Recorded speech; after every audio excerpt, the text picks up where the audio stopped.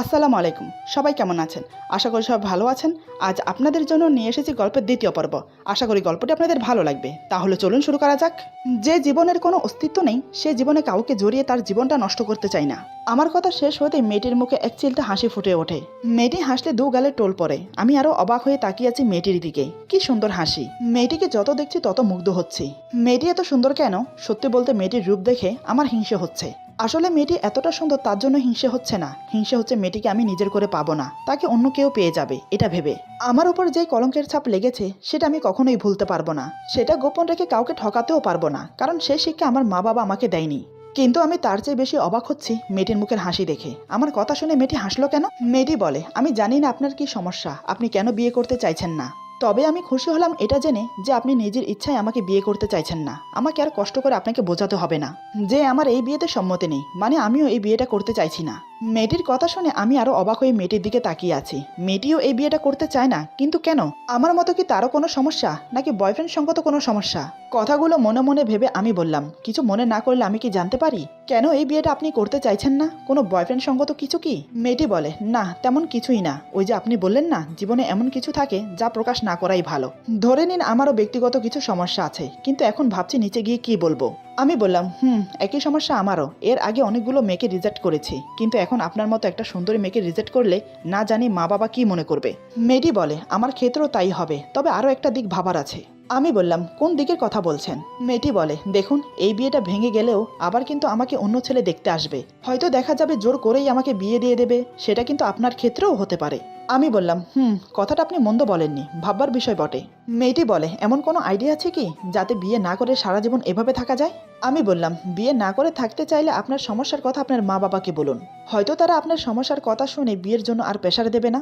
আমার কথা শুনে মেয়েটি চমকে যায়। মেয়েটি উত্তেজিত হয়ে বলে, না না, সে কথা আমি কখনোই বলতে পারবো না।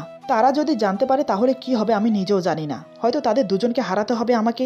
না, আমি বলতে পারবো না, আমি বলতে পারবো না বলেই দু হাত মুখে চেপে ধরে কান্না করে দেয়। মেয়েটির কথা শুনে আর মেয়েটি কান্না করছে দেখে আমি তো অবাক। এমন কি সমস্যা যেটা মা বাবার সাথে শেয়ার করতে পারছে না? বিষয়টা আমাকে খুব ভাবাচ্ছে। মেয়েটিকে সান্ত্বনা দেওয়ার জন্য আমি বললাম, আরে আপনি এভাবে ভেঙে পড়ছেন কেন? প্লিজ প্রথমে আপনার কান্না বন্ধ করুন। ঠিক আছে, আপনাকে কিছু বলতে হবে না। আমার কাছে আরও একটি আইডিয়া আছে, আপনি একটু শান্ত হন, আমি বলছি। আমার কথা শুনে মেয়েটি এবার মুখ তুলে আমার দিকে তাকালো। চোখের জলে কাজল লেপটে গেছে, তাতে চেহারাটা আরো মায়াবী লাগছে। আমি চোখের ইশারা করে আবার বললাম, শান্ত হতে। মেয়েটি কিছুক্ষণ সময় নিল নিজেকে ধাতস্থ করতে। চোখের পানি মুছে নিজেকে স্বাভাবিক করে বলে, বলুন আমি শুনছি। আমি হঠাৎ করে বললাম, আমাকে বিয়ে করবেন? আমার কথা শুনে মেয়েটি থমকে গেল। চোখ দুটো রসগোল্লার মতো বড় বড় করে আমার দিকে তাকিয়ে আছে। হয়তো বুঝে উঠতে পারছে না আমাকে, কারণ আমি একটু আগে বললাম বিয়ে করতে চাই না, কিন্তু এখন আবার বলছি বিয়ে করতে। আমার মতলব কি সেটাই বুঝতে পারছে না। মেয়েটি নিজেকে স্বাভাবিক করে বলে, কি বলতে চাইছেন আপনি? আমি তো কিছু বুঝতে পারছি না। আচ্ছা আপনার মতলব কি বলুন তো? আমি বললাম, আপনি একটু শান্ত হন, আমি আপনাকে বুঝিয়ে বলছি। দেখুন, আপনিও বিয়ে করতে চাইছেন না, আমিও চাই না, কিন্তু আমাদের মা বাবা চায় বিয়ে দিতে বা করাতে। আমি আপনি শত বোঝালেও মা বাবা শুনবে না। হয়তো জোর করে কোথাও না কোথাও বিয়ে দিয়ে দেবে, নয়তো করিয়ে দেবে। তার চেয়ে ভালো আমি আপনি বিয়ে করে নিলে হয় না? মেয়েটি বলে, তাও তো একই হলো, সেই বিয়েই তো হলো। আমি বললাম, আরে আপনি বুঝতে পারছেন না, দাঁড়ান আমি আপনাকে আবার বুঝিয়ে বলছি। আপনার আমার বিয়ে হলে আমরা দুজন আমাদের মতো করে চলতে পারবো। আমি কখনো নিজের অধিকার দাবি করব না আপনার কাছে। আপনিও ঠিক তেমনি স্বামীর অধিকার আমার কাছে চাইবেন না, আশা করি। দুজন দুজনের মতো সারা জীবন কাটাতে পারবো। এদিকে আপনার মা বাবা আপনাকে আর প্রেশার দেবে না বিয়ের জন্য, আমাকেও আমার মা বাবা প্রেশার দেবে না বিয়ের জন্য। তবে আমাদের বিয়েতে আরো একটা কাজ সম্পূর্ণ হবে। মেয়েটি বলে, কোন কাজ? আমি বললাম, মুসলমান হিসেবে আমাদের বিয়ে করা ফরজ কিংবা সুন্নত বলতে পারো, কারণ হাদিসে এই দুটোরই উল্লেখ আছে। আল্লাহ এটাকে ফরজ করেছে, আর আমাদের প্রিয় নবী মোহাম্মদ সাল্লাল্লাহু আলাইহি সাল্লাম এটাকে সুন্নত বলে ঘোষণা করেছে। তাই আমাদের প্রত্যেকটা মুসলমানদের কর্তব্য বিয়ে করা। এখন আপনিই বলুন, আপনার কি সম্মতি? মেয়েটি বলে, এক মিনিট, এটা আপনার কোনো চাল নয় তো? আচ্ছা আমি আপনাকে বিশ্বাস করব কিভাবে যে বিয়ের পর আপনি আপনার অধিকার খাটাবেন না? আমি মুচকে এসে বললাম, দেখুন বিয়ের প্রতি আমার কোনো ইন্টারেস্ট নেই। কথাগুলো বললাম জাস্ট আপনাকে সাহায্য করার উদ্দেশ্যে। আপনি আমাকে চোখ বন্ধ করে বিশ্বাস করতে পারেন, আর বিশ্বাস যদি না হয় তাহলে থাক, আমি আপনাকে জোর করব না। যদি আপনি আপনার ভালোটা না বোঝেন তাহলে আমি কে বলুন তো আপনাকে বোঝানোর? অনেক কথা হয়েছে আমাদের মাঝে, এর মধ্যে যদি ভুল কিছু বলে থাকি তাহলে ক্ষমা করে দেবেন। চলুন নিচে, আমাদের জন্য সবাই অপেক্ষা করছে। এই বলে আমি না দাঁড়িয়ে সোজা হাঁটা ধরলাম। মেয়েটির কি মনে হতে আমাকে পিছন থেকে ডেকে বলে, এই যে শুনুন। আমি পিছন পেরে তাকিয়ে বললাম, আমাকে বলছেন? মেয়েটি বলেন, না আপনার সাথে থাকা আপনার বন্ধুকে বলছি। আমি অবাক হয়ে চারিপাশে তাকাতে লাগলাম। এখানে তো আমি আর মেয়েটি ছাড়া কেউ নেই, তাহলে আমার বন্ধু আসবে কোত্থেকে? মেয়েটি বলে, দেখে নিয়েছেন বন্ধুকে? আমি বললাম, কই, এখানে তো কেউ নেই, আপনি আর আমি ছাড়া। মেয়েটি বলে, যখন সেটা জানেন যে আপনি আর আমি ছাড়া কেউ নেই এখানে, তাহলে আমি কাকে ডাকবো? মেয়েটির কথা শুনে আমি বোকা বনে গেলাম। মুচকি একটা হাসি দিয়ে মেয়েটির সামনে গিয়ে দাঁড়ালাম। মেয়েটি বলে, আপনি এমন কেন? কথাটা যেন একরাশ অভিমান নিয়ে বলল আমাকে। আমি কিছুটা রোমান্টিক সুরে বললাম, কেমন আমি? মেয়েটি বলে, এই যে কথাগুলো বলে গটগট করে চলে যাচ্ছেন, আমাকে ভাবার একটা মিনিট সময়ও দিলেন না। আমি মেয়েটির মুখের সামনে ঝুঁকে চোখে চোখ রেখে বললাম, 1 মিনিট না, 5 মিনিট সময় দিচ্ছি, ভেবে বলুন। এই বলে আমি রেলিংয়ের সামনে গিয়ে দাঁড়ালাম। মেয়েটি সময় না নিয়ে একদম আমার পাশে এসে দাঁড়ালো। আমার পাশে দাঁড়িয়ে আমার চোখে চোখ রেখে বলে, আমি রাজি, তবে আমার কিছু শর্ত আছে। আমি বললাম, বলুন কি শর্ত? তবে আমারও কিছু শর্ত আছে। মেয়েটি বলে, আপনার আবার কিসের শর্ত? আমি বললাম, বারে, আপনার শর্ত থাকতে পারে, আমার থাকতে পারে না। মেয়েটি বলে, ঠিক আছে, তবে আগে আমি বলি। আমি বললাম, ওকে, আমি শুনছি। মেয়েটি বলে, বিয়ের পর কোনো অধিকার খাটাতে পারবেন না, আমাকে আমার মতো চলতে দেবেন, আমাকে টাচ করার একদম চেষ্টা করবেন না, কোনো কিছুর অজুহাত দেওয়া চলবে না। আমি বললাম, ঠিক আছে, আমি এগুলোর কোনোটাই করব না, এখন আমার শর্তগুলো শুনুন। আমাকে আমার মতো করে চলতে দেবেন, কখনো কোনো কিছুতে কৈফিয়ত চাইবেন না, মা বাবার সামনে স্বামী স্ত্রীর মতো ব্যবহার করবেন, তারা যেন কোনোভাবেই বুঝতে না পারে আমাদের মাঝে কি চলছে। যদি আপনার কোনো সমস্যা হয় কিছুতেই আমাকে ক্লিয়ারভাবে বলবেন, তাহলে আমি চেষ্টা করব সমাধান করতে। মেয়েটি বলে, ঠিক আছে, আমিও আপনার কথা রাখতে চেষ্টা করব। আমি বললাম, আপনার নামটা তো জানা হলো না, যদি কিছু মনে না করেন নামটা কি জানতে পারি? মেয়েটি বলে, আমার নাম রাইসা খন্দকার ঈশা। আমি মুচকি একটা হাসি দিয়ে বললাম, আপনার নামটাও আপনার মতো সুন্দর। তারপর আমরা আরও কিছুক্ষণ টুকিটাকি কথা বলে নিচে চলে এলাম। আমাদের আসতে দেরি হতে দেখে সবাই ধরে নিয়েছে আমরা একে অপরকে পছন্দ করে ফেলেছি, তার মানে এই বিয়েটা হচ্ছে। আমরা নিচে এসে আমাদের সম্মতি জানিয়ে দিলাম। এটা শুনে সবার বুকের উপর থেকে যেন একটা বোঝা নেমে গেল। সবাই একে অপরকে মিষ্টি খাওয়াতে শুরু করেছে। তাদের খুশি দেখে আমার খুব ভালো লাগছে। তার চেয়ে বেশি ভালো লাগছে মেয়েটিকে বিয়ে করব সেটা ভেবে। যেমনই হোক, মেয়েটি উঠতে বসতে আমার চোখের সামনে থাকবে, মন ভরে তার সৌন্দর্য দেখব। যে অন্যের হবে বলে মনে কষ্ট পেয়েছিলাম, সে এখন আমার হচ্ছে। কিন্তু কাজটাকে আমি ঠিক করছি? আমি পারবো তো নিজেকে ধরে রাখতে? জানি না সামনে কি হবে। যে পাপের স্মৃতি মাথায় বয়ে বেড়াচ্ছি, সেটা তো আমি কোনোদিনও মন থেকে মুছতে পারবো না। কথাটা মনে হতে হাসি মুখটা নিমেষেই কালো হয়ে গেল। সেদিন আমাদের বিয়ের তারিখ ঠিক হয়ে গেল। দেরি করা চলবে না, আমাদের বিয়েটা তাড়াতাড়ি দিয়ে দিতে হবে। কারণ কখন আমাদের মত পাল্টে যায় তার কোনো ঠিক নেই। তাই 1 সপ্তাহের মধ্যে আমাদের বিয়ের তারিখ ফিক্স হলো। সময় কোন দিক দিয়ে চলে যায় সেটা আমরা বুঝতেই পারি না। নদীর স্রোতের মতো দিনগুলো পেরিয়ে গেল।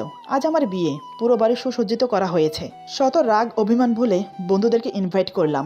আমি বিয়ে করছি শুনে সবাই মনে মনে অনেক খুশি। বিয়ের দিন ওরা 4 জন এলো। এতদিন পর আমার সাথে দেখা। এসে 4 বন্ধু ঝাঁপিয়ে পড়লো আমার উপর। 5 বন্ধু আলিঙ্গনবদ্ধ অবস্থায় অনেকক্ষণ রইলাম। সবার চোখের কোণে জল চিকচিক করছে। সবাই আবার একে একে ক্ষমা চাইতে লাগলো।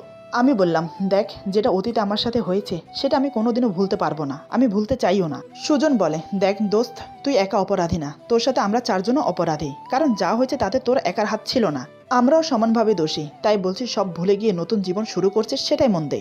আমি মুচকি হেসে বললাম, নতুন জীবন? আচ্ছা, তোরা ভাবলি কি করে এত কিছুর পরেও আমি আবার নতুন জীবন শুরু করব? আমার কথা শুনে ওরা যেন আসমান থেকে পড়লো। একে অপরের মুখ চাওয়াচাই করছে। কারোরই মাথায় কিছু ঢুকছে না। ওদের ভাব বুঝতে পেরে আমি সব ওদের খুলে বললাম। সব শুনে সবাই দাঁড়ানো থেকে বসে পড়লো। কি বলবে আমাকে সেটাই ওদের মুখ দিয়ে বের হচ্ছে না। সুমন বলে, তোর কথা শুনে মেয়েটি রাজি হলো? আমি বললাম, রাজি না হয়ে তো উপায় ছিল না। আমার সাথে বিয়ে না হলে হয়তো অন্য কোথাও না কোথাও বিয়ে হয়ে যেত। আমার সাথে থাকলেও নিজের স্বাধীনে চলতে পারবে, সেটা কি আর অন্য কারোর থেকে পাবে? সবাই সবার অধিকার চাইতে ব্যস্ত হয়ে পড়তো। কারণ কি জানিস, মেয়েটা এতটাই সুন্দরী, ওকে দেখলে নিজেকে ধরে রাখতে অনেক কষ্ট হয়। রিফাত বলে, তাহলে তুই পারবি তো নিজেকে ধরে রাখতে? আমি মুচকি এসে বললাম, জানি না, তবে আমার একটা পিছু ইতিহাস আছে, সেটা টানে মনে হয় পারবো। বাকিটা আল্লাহর ইচ্ছে। আল্লাহ যা করেন ভালোর জন্য করেন, ওনার উপর ভরসা আছে আমার, উনি আমাকে ঠকাবেন না। হাবিব বলে, তাই যেন হয়। কিছুক্ষণের মধ্যে আমরা সবাই বেরিয়ে পড়লাম মেয়েটির বাড়ির উদ্দেশ্যে। বরযাত্রী নিয়ে পৌঁছতে বেশিক্ষণ সময় লাগলো না। খুব সুন্দর করে আমাদের অভিনন্দন জানিয়ে ভেতরে নিয়ে গেলেন। আমি স্টেজের চেয়ারে বসে আছি। আমার বন্ধুরা ঘুরে ঘুরে এদিক ওদিক দেখছে। হঠাৎ ওদের কি মনে হতেই একে অপরকে বলছে, চল আগে আমরা রাফির বউ দেখি। সুমন বলে, তোরা কি পাগল হলি, আমাদেরকে বউ দেখতে দেবে? হাবিব বলে, আরে চিন্তা করিস না, যেভাবে হোক আমরা বউ দেখব। কেউ জিজ্ঞেস করলে বলবি আমরা মেয়ে পক্ষের, ছেলে পক্ষের, এটা যেন কারোর মুখ থেকে বের না হয়। এই বলে ওরা দল বেঁধে চলে গেল বউ দেখতে। জানি না কিভাবে ওরা বউ দেখলো। বউ দেখেই ওদের একে অপরের মুখ হাঁ হয়ে যায়। চোখগুলো গোল গোল হয়ে বেরিয়ে আসতে চাইছে। একে অপরের মুখের দিকে তাকাচ্ছে, কারোর মুখ দিয়ে কোনো কথা বের হচ্ছে না। ভুল দেখছে ভেবে চোখ মুছে আবার দেখলো। কিন্তু না, ওরা ভুল দেখছে না, ওরা চোখে ঠিকই দেখছে। কিন্তু তার চেয়ে বড় কথা হলো এটা কিভাবে হতে পারে। এটা তো এক প্রকার অসম্ভব। ওরা অবাক হচ্ছে মেয়েটির সৌন্দর্য দেখে না। ওদের আশ্চর্য হওয়ার কারণ মেয়েটিকে দেখেই ওরা চিনতে পেরেছে। মেয়েটিকে ওরা চিনে। মনে মনে নানান প্রশ্ন উকিঝুঁকি মারছে, কিন্তু একটা প্রশ্নেরও উত্তর খুঁজে পাচ্ছে না। হাবিব রিফাতের হাত ধরে বলে, দোস্ত এখানে আর এক মুহূর্ত না, নিচে চল রাফির কাছে। এই বলে ওরা চারজন হন হন করে বেরিয়ে চলে এলো নিচে। চারজনই ঘামছে প্রচুর। আমি ওদেরকে দেখে বুঝতে পারছি না কি হয়েছে ওদের। আমি বললাম, কি রে তোরা কোথায় ছিলি, আর তোদেরকে এমন দেখাচ্ছে কেন, কি হয়েছে? রিফাত উত্তেজিত হয়ে বলে, দোস্ত ওই। এমন সময় হাবিব ওর মুখ চেপে ধরে বলে, কিছু না কিছু না, আমরা এতক্ষণ রান্নাঘরের ওখানে ছিলাম তো তাই এমন ঘেমে গেছি, তেমন কিছুই না, তুই টেনশন করিস না, তুই বস, আমরা আছি। এই বলে ওরা চারজন একটু আড়ালে চলে গেল। ব্যাপারটা কি হচ্ছে আমার বোধগম্য হলো না। হাবিব রিফাতের মুখ ছেড়ে দিয়ে বলে, দিচ্ছিলি তো একটু আগে সবকিছু পণ্ড করে, কথাটা কি তোর পেটে হজম হচ্ছিল না? এখন যদি ও জানতে পারতো তাহলে কি হতো ভেবে দেখেছিস? সুজন বলে, দেখ আমাদের কি উচিত না ওকে সব জানানো? হাবিব বলে, না, ওর জীবন আবার নতুন করে শুরু হতে চলেছে, যেভাবে চলছে সেভাবে চলতে দে, পরে দেখা যাবে কি হয়। তবে এখন এই মুহূর্তে যেটা দেখেছি, যেটা শুনেছি, যেটা বুঝেছি সব হজম করে ফেল, কারোর মুখে যেন কোনো কথা না শুনি। অগত্যা ওরা সবাই আমার কাছে সবকিছু গোপন করে গেল। কি গোপন করেছে, কি হয়েছে আমি নিজেও জানি না।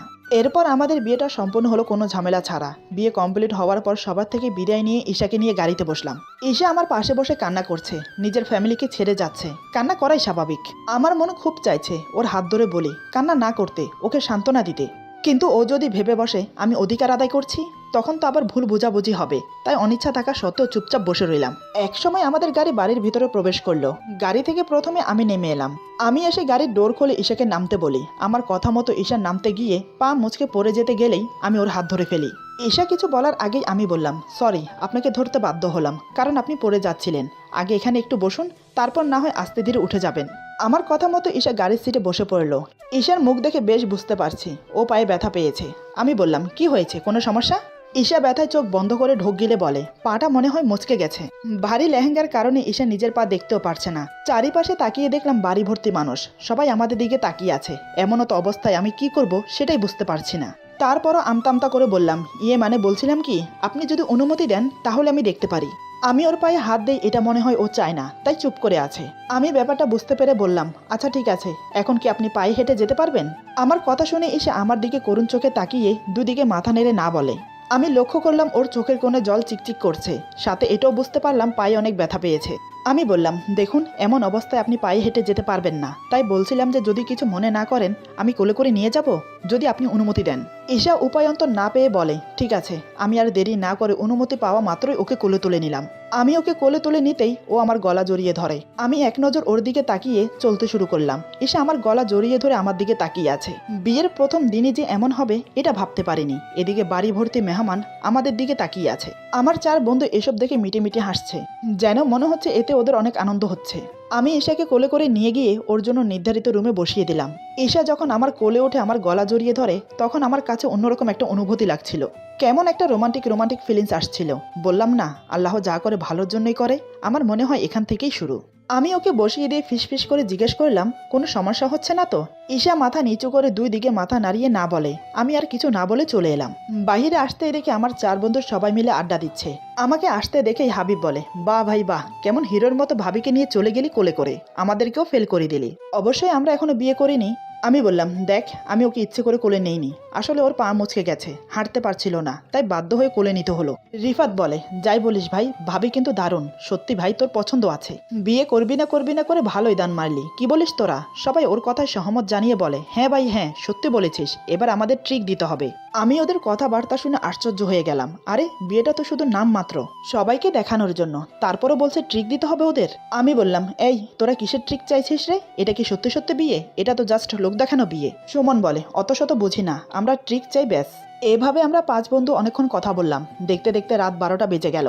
এদিকে আমাদের বাসরঘর সম্পূর্ণ সাজানো হয়ে গেছে।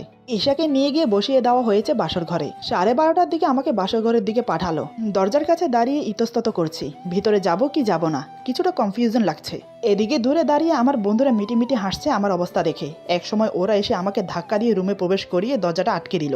আমিও কিছু উপায়ন্তর না পেয়ে দরজা লাগিয়ে দরজার কাছেই দাঁড়িয়ে আছি। ঈশা বড় একটা ঘুমটা দিয়ে খাটে বসে আছে। আমি ওর দিকে তাকিয়ে মনে মনে ভাবছি, আচ্ছা ও কেন বড় ঘুমটা দিয়ে বসে আছে? আমাদের বিয়ে তো লোক দেখানো, আচ্ছা, ওর কথা বাদই দিলাম, কিন্তু আমার কেন এমন লাগছে? আমি কেন দরজার কাছে দাঁড়িয়ে আছি? এসব ভেবে মনে সাহস নিয়ে ধীরে ধীরে ওর সামনে গিয়ে দাঁড়ালাম।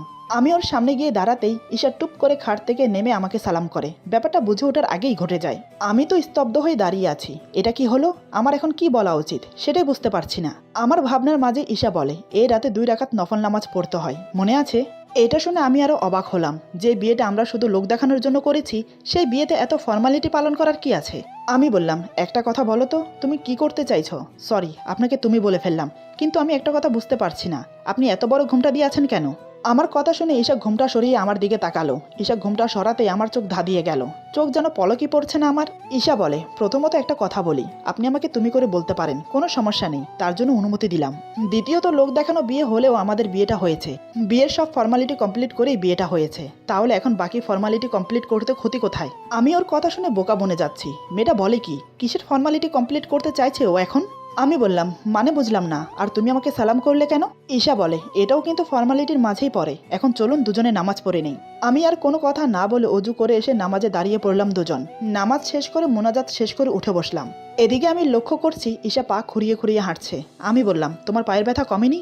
ঈশা বলে, না, ফুলে গেছে। আমি বললাম, তাহলে এত নড়াচড়া করছো কেন? খাটের উপর উঠে বসো। আমার কথা মতো ঈশা বিছানার উপর উঠে বসে। আমি ডয়ার থেকে একটা মলম এনে ওর দিকে এগিয়ে দিয়ে বললাম, এই নাও, লাগাতে পারবে তো? ঈশা বলে, আমি পারবো না, এসব আমি কখনো করিনি, তার চেয়ে বরং থাক, কাল হতে হতে নিশ্চয়ই কমে যাবে। আমি বললাম, মলমটা লাগিয়ে দিলে তাড়াতাড়ি ব্যথাটা কমে যেত, পায়ের ফুলাটাও কমে যেত। আমি বলছিলাম যে তুমি বললে আমি লাগিয়ে দিতে পারি। এবার ঈশা চেঁচিয়ে উঠে বলে, একটা সত্যি কথা বলুন তো, আমি তখন থেকে লক্ষ্য করছি আপনি অনুমতি নিয়ে নিয়ে সব অধিকার খাটাচ্ছেন। এটা কিন্তু আমাদের ডিল ছিল না। মেয়েটির কথা শুনে আমার মেজাজ গরম হয়ে গেল। এজন্যই বলে যেচে উপকার করতে নেই। আমি বললাম, এই শোনো, একে তো তোমার উপকার করছি, তার উপর তোমার কথা শুনতে হচ্ছে কেন? আমার যদি অধিকার খাটানোর ইচ্ছে থাকতো না, তাহলে বারবার অনুমতি নিতাম না, সোজা কাছে টেনে কোলে বসিয়ে যা করার করতাম। আমার কথা শুনে ঈশা ভয় পেয়ে ঢোক গিলছে।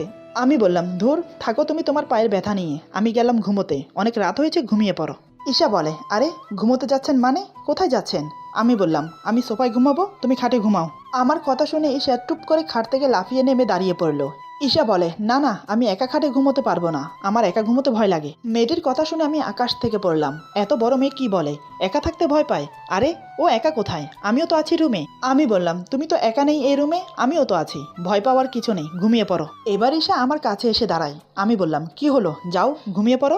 ঈশা নিচের দিকে তাকিয়ে বাচ্চাদের মতো নাকি কান্না করে বলে, না, আমি একা ঘুমাবো না, বাড়িতেও আমি কখনো একা ঘুমাইনি। আমি এই মেয়েটিকে যত দেখছি ততই গুলিয়ে ফেলছি। মেয়েটি কি আবল তাবল বলছে।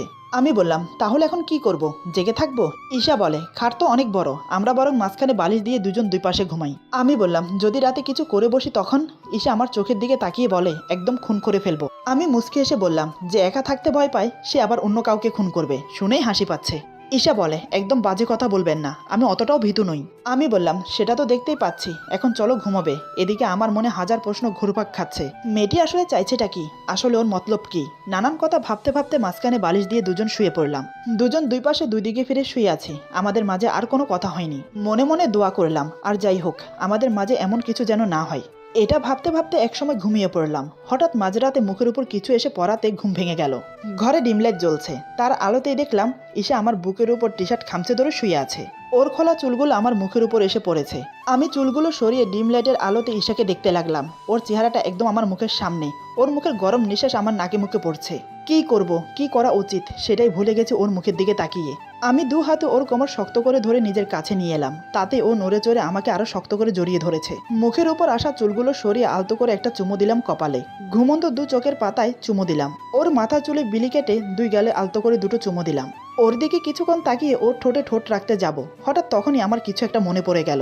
সাথে সাথে ওকে ঝটকা দিয়ে ছেড়ে দিলাম, তাতেই হলো বিপত্তি।